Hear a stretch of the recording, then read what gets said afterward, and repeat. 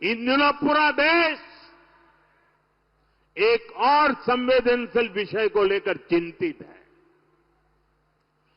जम्मू कश्मीर विधानसभा में कांग्रेस और उसके साथियों ने आर्टिकल 370 को फिर से बहाल करने का प्रस्ताव पास किया है।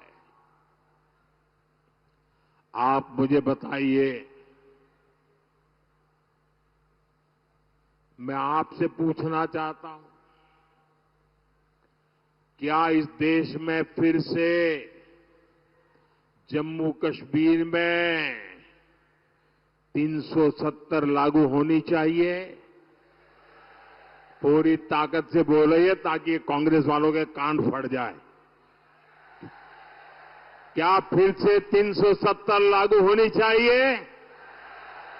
क्या 370 को लागू होने देंगे? तो ये कौन लोग हैं जो फिर से 370 को लागू करना चाहते हैं?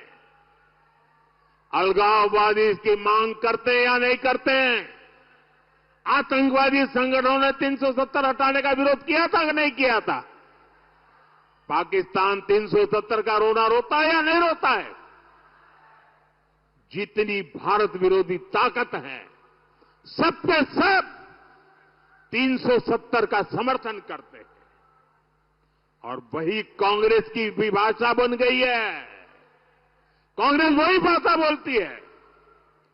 जम्मू कश्मीर में 370 फिर से लगाना यानी कश्मीर को फिर से हिंसा की आग में झोंकना।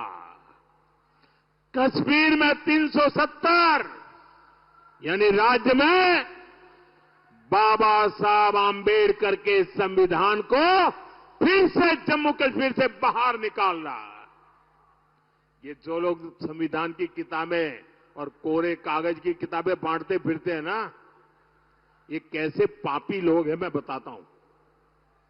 और हम सब की आंखों में कितनी धूल झोंकी उन्होंने देशवासियों की आंखों में। बाबा साहब आंबेडकर के संविधान की बातें करते हैं। 75 साल तक इस देश में 2 संविधान चलते थे। एक जम्मू कश्मीर का संविधान अलग था और दूसरा देश में जम्मू कश्मीर के सिवाय बाबा साहब आंबेडकर वाला संविधान था।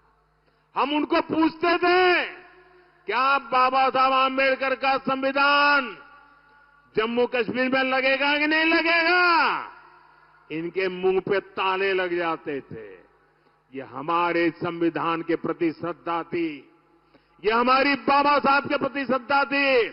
हमने 370 की दीवार को तोड़ दिया और बाबा साहब के संविधान को जम्मू कश्मीर में लागू कर दिया। और जब बाबा साहब का संविधान लागू हुआ न, तब जाकर के 370 हटने के बाद 75 साल के बाद पहली बार कश्मीर और जम्मू के दलितों को आरक्षण मिला। 75 साल तक नहीं मिला था। उनको संवैधानिक अधिकार नहीं मिले थे, पहली बार मिले। कांग्रेस फिर से कश्मीर को दशकों पीछे धकेलना चाहती। कांग्रेस जानती है इसी 370 की वजह से कश्मीरी हिंदुओं को अपना घर छोड़कर भागना पड़ा था। ये जम्मू कश्मीर के दलितों और पिछड़ों का अधिकार छीनना चाहती है। और यहां महाराष्ट्र में आकर दलितों पिछड़ों से वोट भी मांग रहे हैं।